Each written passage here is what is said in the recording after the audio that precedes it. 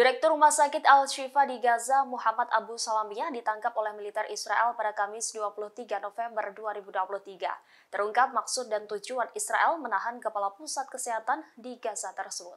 Dikutip dari Al-Mayadin, militer Israel mengonfirmasi bahwa Abu Salamiyah ditangkap untuk diinterogasi tentang Hamas.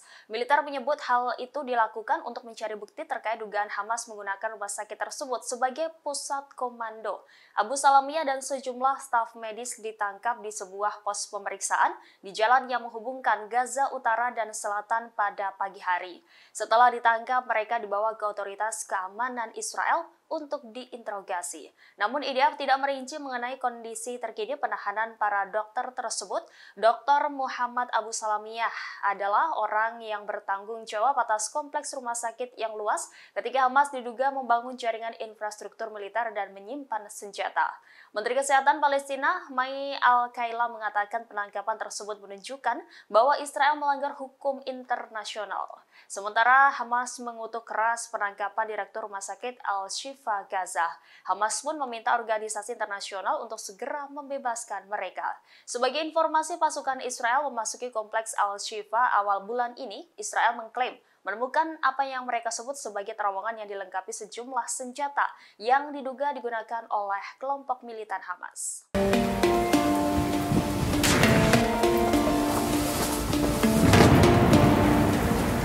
Menjelang gencatan senjata, pasukan perlawanan Islam di Lebanon meningkatkan serangan presisi terhadap posisi Israel. Mereka menargetkan sebuah bangunan di perbatasan Lebanon-Palestina. Detik-detik penyerangan tersebut diunggah oleh Hizbullah pada Jumat 24 November. Dalam keterangan unggahan disebutkan serangan terbaru ini ditargetkan ke Barak Matat, tentara Israel di perbatasan. Disebutkan serangan presisi ini dilancarkan pada Rabu 22 November 2023. Dalam video mulanya Hizbullah tengah membidik target yang diduga merupakan sebuah bangunan. Tidak berselang lama tembakan diluncurkan hingga mengenai sasaran. Seketika bangunan tersebut meledak dahsyat. Adapun operasi ini bertujuan untuk mendukung rakyat Palestina dan Hamas yang sedang bertempur sengit di jalur Gaza.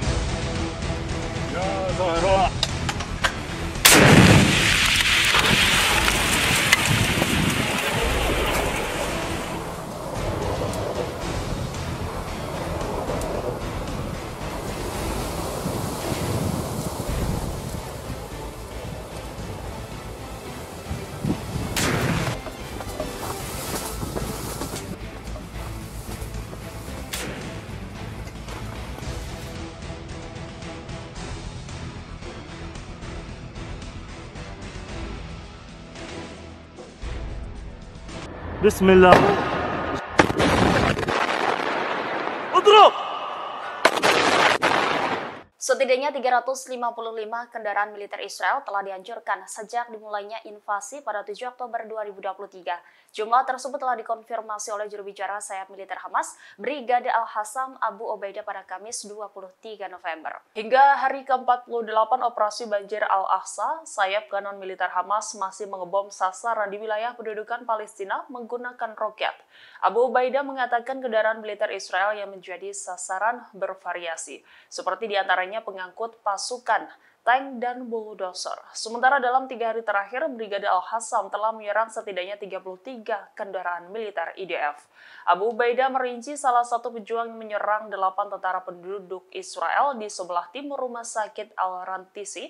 Akibat serangan itu, beberapa orang tewas dan terluka. Abu Ubaidah juga mengungkap bahwa para pejuang Hamas membuat jebakan di terowongan dan meledakkannya saat terowongan tersebut dipenuhi tentara Zionis. Juru bicara militer Brigade Al-Hassam itu juga menegaskan bahwa penjajah Israel masih menyembunyikan kerugian militernya dengan tidak melaporkannya. Ia menekankan bahwa kepemimpinan Zionis yang ketakutan memutuskan untuk menempatkan tentaranya di pusat pertempuran di jalur Gaza. Dalam pidatonya, ia juga memuji perlawanan di Yaman dan Irak dan front lainnya. Dia juga mengucapkan selamat kepada perlawanan Lebanon yang menurutnya membuat militer Zionis terkepung di garis depan utara Gaza.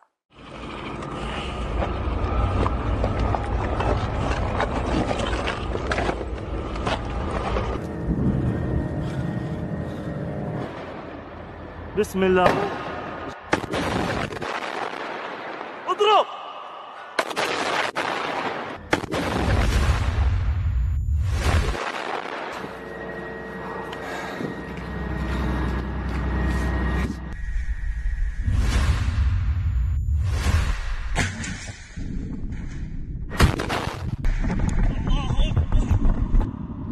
الآن الآليات من كفاءة تتقدم.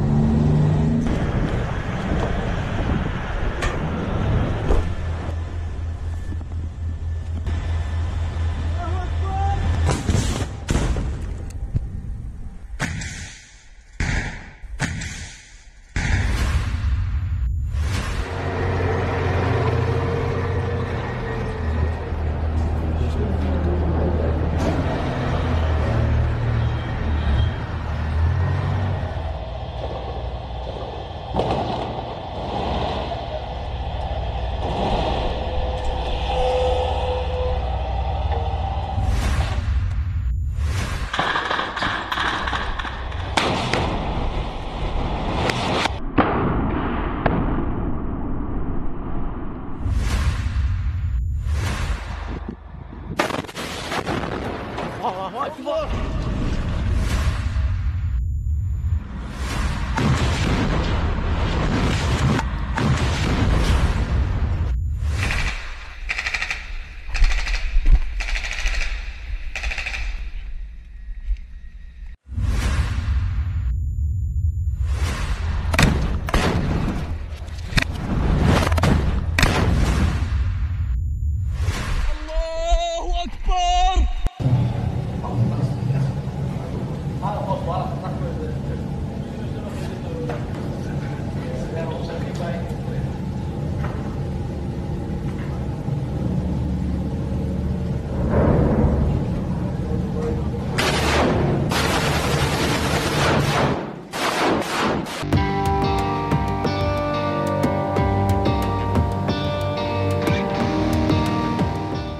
Menteri Luar Negeri Iran Hossein Amir-Abdollahian dilaporkan bertemu dengan pemimpin Hizbullah Hassan Nasrullah di tempat rahasia Lebanon. Adapun pertemuan kedua tokoh ini guna membahas upaya mengakhiri perang Israel di jalur Gaza. Pertemuan Amir-Abdollahian dan Nasrullah itu terjadi ketika Israel dan Hamas menyetujui gencatan senjata selama 4 hari. Kesepakatan itu juga diikuti dengan pembebasan 50 warga Israel yang ditawan di jalur Gaza dan 150 warga Palestina yang disandera di Israel. Amir-Abdollahian dalam konferensi persnya pada Rabu 22 November memperingatkan bahwa jika gencatan senjata tidak dilaksanakan maka perang bisa menjadi tidak terkendali. Setelah dari Lebanon bertemu Nasrullah, Amir-Abdollahian dijadwalkan menuju ibu kota Qatar, Doha. Sementara itu Hizbullah mengatakan pada Kamis 23 November bahwa militannya menembakkan 48 roket Katyusha ke pangkalan militer di Ein Zeitim dekat kota Safed di Israel Utara. Selain itu juga melakukan 10 serangan lain terhadap posisi Israel di dekat perbatasan yang menyebabkan korban jiwa.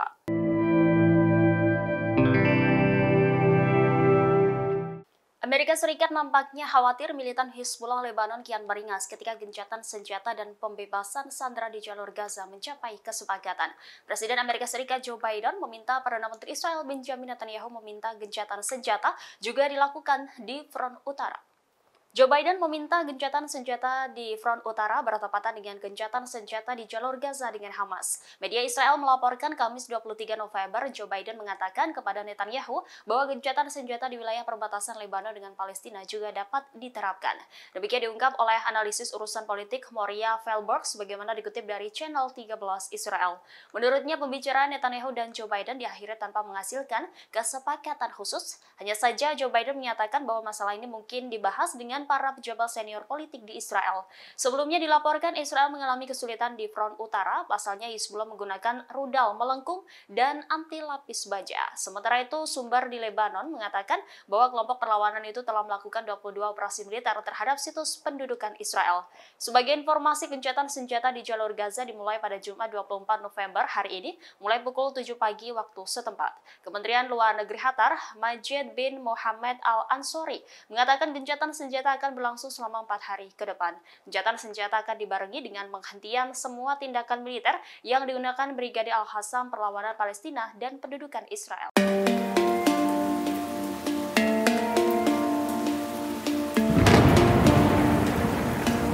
Israel mengatakan gencatan senjata di jalur Gaza Palestina akan berlangsung singkat. Setelah itu pertempuran sengit di Timur Tengah akan berlanjut. Demikian disampaikan oleh Menteri Pertahanan Israel Yoav Gallant. Yoav Gallant mengatakan perang Israel dengan Hamas di Gaza akan berlanjut setidaknya 2 bulan setelah gencatan senjata 4 hari. Menhan juga menekankan bahwa melanjutkan pertempuran diperlukan untuk membebaskan para sandera lebih banyak, sebab dia melihat Hamas tidak akan membebaskan sandera tanpa tekanan. Sebelumnya Amerika Serikat menganggap kelompok militan Palestina Hamas menjadi ancaman. Oleh karena itu, Amerika Serikat mengindikasikan perang Israel-Hamas akan terus berlanjut setelah gencatan senjata berakhir. Juru bicara Dewan Keamanan Nasional Gedung Putih, John Kirby, mengatakan pertarungan di Gaza belum berakhir. Sebagai informasi, gencatan senjata sementara antara Israel dengan Hamas akan dimulai pada hari Jumat pukul 7 pagi waktu setempat. Kementerian Luar Negeri Qatar mengatakan kelompok pertama dari 13 sandera Israel akan dibebaskan pada pukul 4 sore waktu setempat.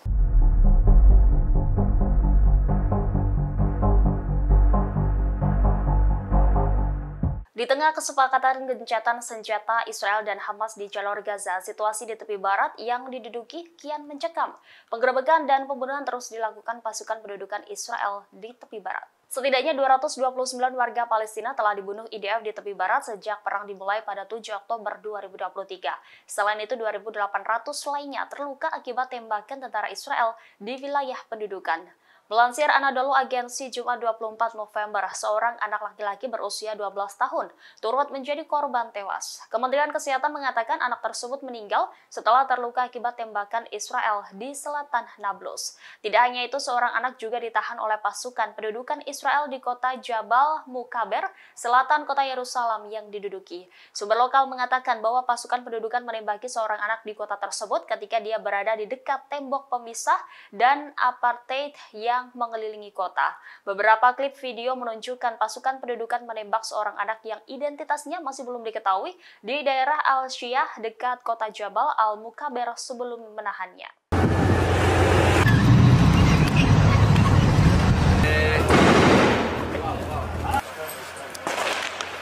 Ribuan tentara Israel mengalami cacat fisik dan trauma setelah pertempuran di jalur Gaza. Beberapa di antara mereka yang terluka telah dipindahkan ke Amerika Serikat untuk menerima perawatan medis dan psikologis. Radio Tentara Israel mengutip Asosiasi Veteran Penyandang Cacat Israel mengatakan bahwa sejak 7 Oktober, 1.600 tentara menjadi cacat fisik. Tidak hanya cacat fisik, Angkatan Pertahanan Israel juga mengalami gangguan jiwa. Asosiasi tersebut diperkirakan akan menerima ribuan orang yang menderita gangguan stres pasca trauma setelah pertempuran di jalur Gaza.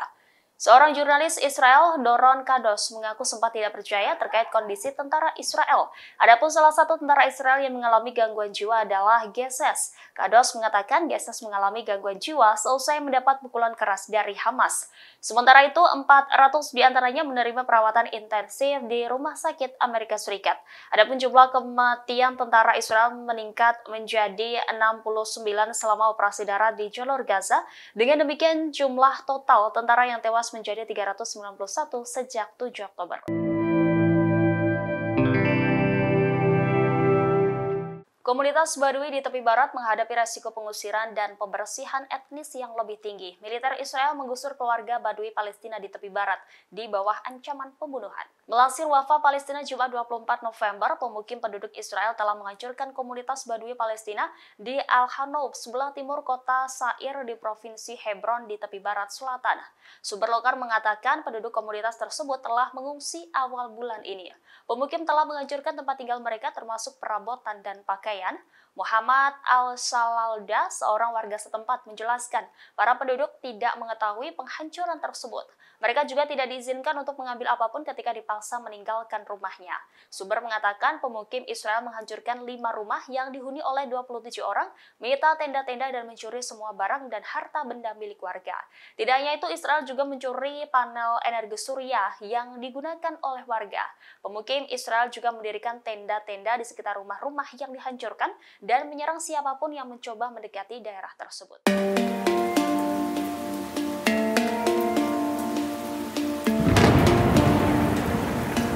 Perdana Menteri Israel Benjamin Netanyahu menyamakan upaya menyingkirkan Hamas di Gaza dengan perjuangan sekutu Nazi Jerman.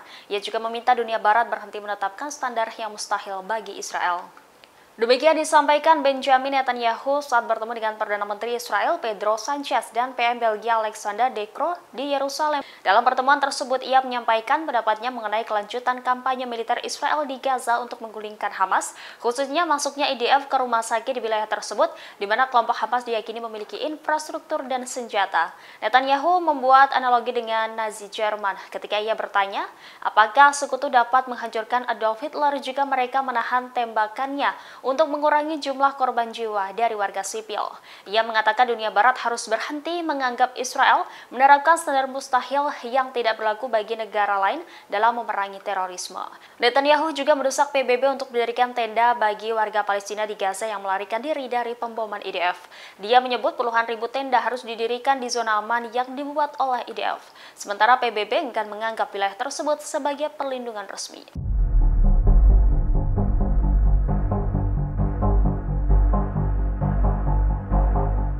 Intelijen Israel memburu Omar A, seorang hacker asal Palestina, karena membobol sistem pertahanan udara negeri Zionis Iron Dome. Namun upaya tersebut digagalkan oleh Badan Intelijen Turki atau MIT. Omar diketahui telah meretas Iron Dome pada 2015 dan 2016 yang membantu Brigade Al-Hassam, sayap militer Hamas, untuk melancarkan serangan ke Israel. Setelah intelijen Israel melakukan 3 tahun penelitian, Omar dijebak dengan tawaran pekerjaan yang menguntungkan. Ia kemudian diculik di Kuala Lumpur, Malaysia, dan mengalami penyiksaan brutal oleh Mossad. Setelah mengetahui penculikan tersebut, para pejabat Turki dengan cepat bekerja sama dengan pasukan keamanan Malaysia. Mereka berhasil menemukan kabin terpencil dan menyelamatkannya. Operasi ini mengakibatkan ditangkapnya 11 tersangka yang terkait dengan penculikannya. Pasca penyelamatan, Omar dengan selamat dikembalikan ke Turki dan ditempatkan di rumah yang aman oleh MIT. Download Tribun X sekarang, menghadirkan lokal menjadi Indonesia.